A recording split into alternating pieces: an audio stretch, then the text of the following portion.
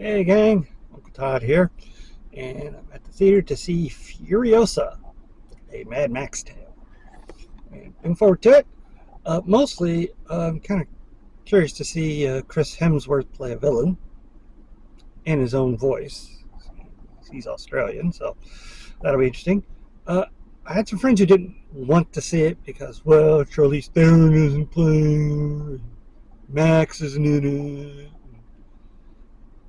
I don't care. It's still George Miller. And I've been a bit of a fan of most of his films. Not big on the Babe movies, but you know, each their own. Tell you what I think when I get back. Yeah, my camera ran out of storage. I've been moving everything to trash, but forgot to empty the trash.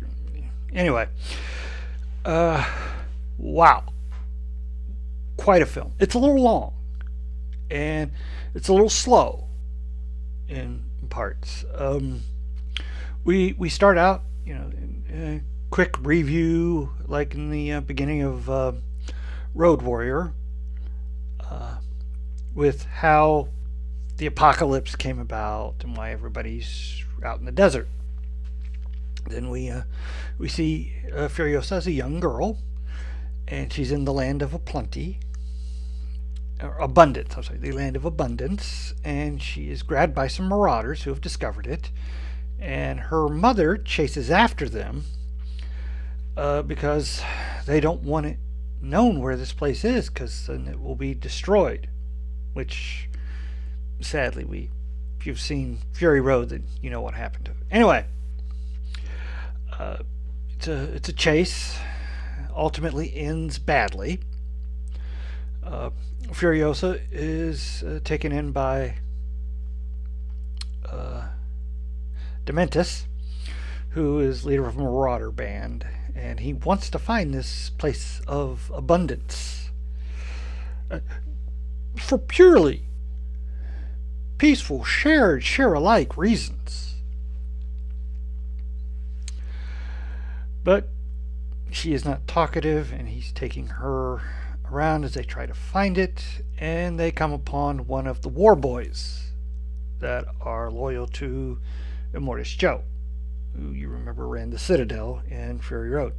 So they go to the Citadel with plans to take it over, and it doesn't work. And they are basically run out. So we get then there are two other cities. There's the Citadel, which holds all the water and makes all the produce. And they barter their water and produce with Gastown, which is where all the oil is pumped and refined into gasoline, and Bullet Town, which is where all the ammunition and guns are made. So, Dementis takes over Gastown. Now he's got leverage to make a deal with Immortus Joe, which he does, but part of the deal involves Furiosa becoming part of his Immortus Joe's harem. Not that she'll be used yet, but when she grows to adulthood, she will become one of Immortus's brides. And through a set of circumstances, she she escapes, but she can't get out, and so she disguises herself as a boy and blends in with the engineers who run all the machinery. And then we see her grow into becoming Furiosa, and as she works towards getting her ultimate revenge against Dementis. Don't want to go too far into that. That's like the first hour, and it's like a 2.5 hour film. And there's parts in that first hour that are a little slow because they're character building and showing each step of the way as she becomes who she ultimately becomes. And of course, they show how she lost her arm, and she herself built the appendix that she uses.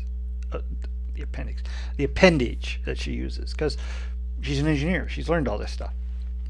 and a lot of great action. There is a throwback to the Road Warrior in a chase in the middle of the film where big tankers trying to deliver water, and Furiosa is like trying to repair any broken lines and fighting, and they've got very much a Mad Max stand-in. He's got the leather jacket, he's gruff, and there's a lot of shooting, and this film is violent as you would expect. So, queasy. You don't want to watch, especially if seeing any damage to this territory. You don't. You'll want to skip this. But a lot of great action. Chris Hemsworth is awesome. He really should play villains more often. Dementus is well named. He is sadistic, cruel, jovial about it, and somewhat philosophical. And unlike a lot of villains that like to met out pain and suffering, he can take it too. The whole that happens to him, and he barely flinches. So, and Anna Taylor-Joy, really good. Her thin and small frame works very well, especially has a engineer during the runs, because she's small and thin enough she can flit around the truck, getting underneath to repair lines and getting on top, and she's a good warrior, good fighter. Of course, she can't take out a guy 3 times her size yet, but yeah, very good. And she doesn't say a lot, but her eyes and facial expressions do way more than as much dialogue could be.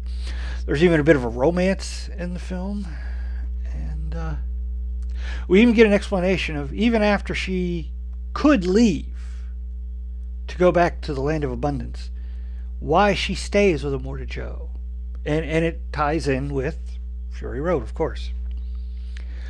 Okay, the last half hour, maybe I should say 20 minutes, is all credits with clips from Fury Road underneath them to kind of cement the connection, I guess.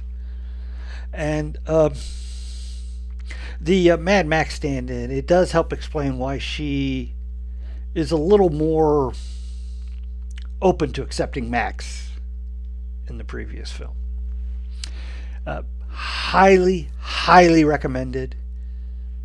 Really should go see it if you love really good action films. If you're a fan of Mad Max, you will like this.